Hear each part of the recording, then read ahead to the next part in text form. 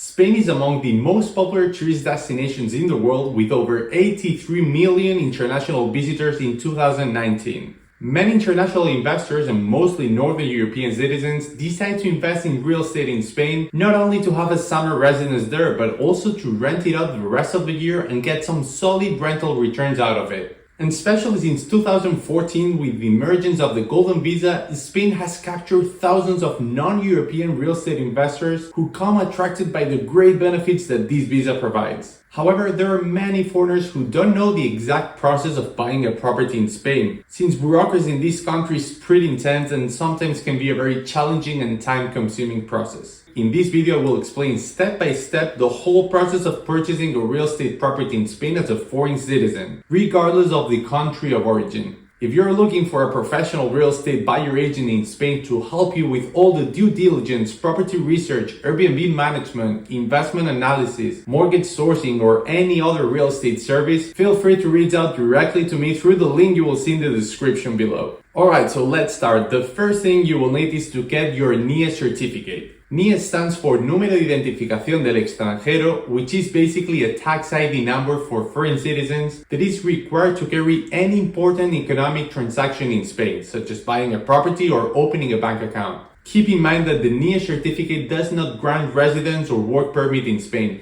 Is only a fiscal number used for economic purposes. There are two ways to obtain the NIE certificate. The easiest one is by filling a NIE application in the Consulate of Spain in your country. And the other way is by going to an immigration office in Spain. And don't worry, because the process fee is only about 10 euros and it takes a few weeks to get an appointment. There are also two types of NIE. Be careful with these. There is one for residents and another one for non-residents. The NIE for residents was specifically designed for EU citizens who wish to live in Spain for more than 3 months a year. Although they are allowed to live and work legally in Spain, they also need the NIE to carry out transactions such as buying a property. And the NIE for non-residents is mainly for non-EU citizens who wish to buy a property in Spain, but they don't want to be residents in the country. If you are a non-European citizen and want to invest in real estate in Spain, I would highly recommend you to check on the Spanish Golden Visa. You will find a video guide about this special residence permit in the description. In any case, my recommendation is always to call the Spanish embassy or consulate in your country and they will exactly tell you what they need from you. Alright, so once you have the NIE certificate, I will highly recommend you to open a Spanish bank account.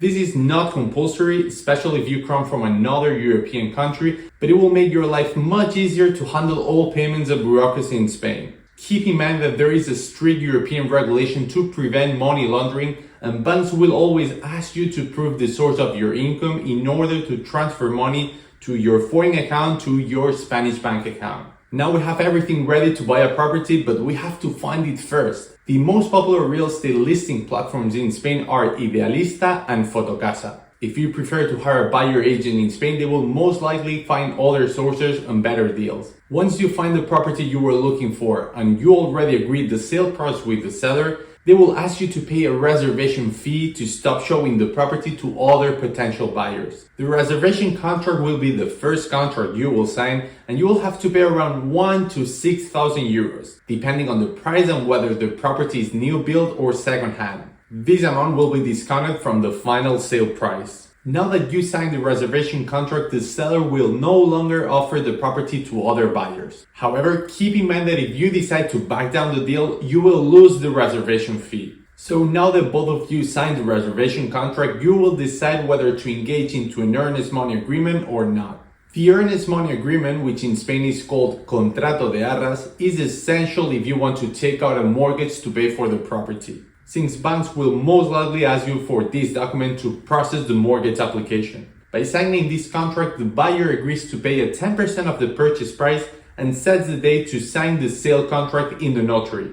By signing this contract, the buyer agrees to pay a 10% of the purchase price and sets the date to sign the sale contract in the notary. Remember that if you back down, you will lose the 10% you paid, but if the seller backs down, we'll return you the 10% you paid, and in addition, we'll pay you a 10% as a penalty for non-compliance. Both the earnest money agreement and the reservation contracts are optional, so it is something that will depend on the agreement between the two parties. Once you sign the Earnest money contract will be the time to look for a good mortgage. Getting a mortgage being a foreign citizen is very complex, since banks cannot assess your risk profile accurately and most of them will finally refuse to take that risk. If you need help on finding a good mortgage, you can reach out to us. We have our own mortgage broker specialized in sourcing mortgages for foreign nationals. Now you have to sign the sale contract in the notary within the terms stipulated in the Earnest money contract. In this case, it's the buyer the one who chooses the notary, although you can delegate this decision to the seller.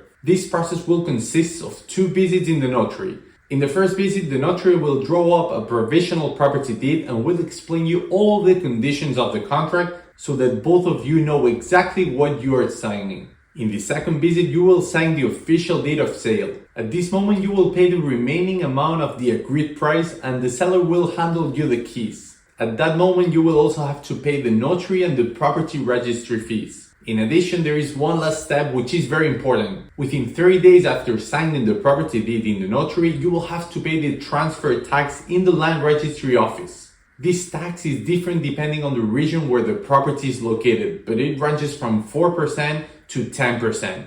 If the property is first-hand, you will not pay the transfer tax, but instead you will pay the VAT tax, which is at 10%. So this is it. This is how you buy a property in Spain. At Emergent Investors, we'll real estate buyer agency in Spain. We carry out the whole process of buying a property, from the location research, property research, investment performance analysis, due diligence, property management, and any other kind of request that our client might need.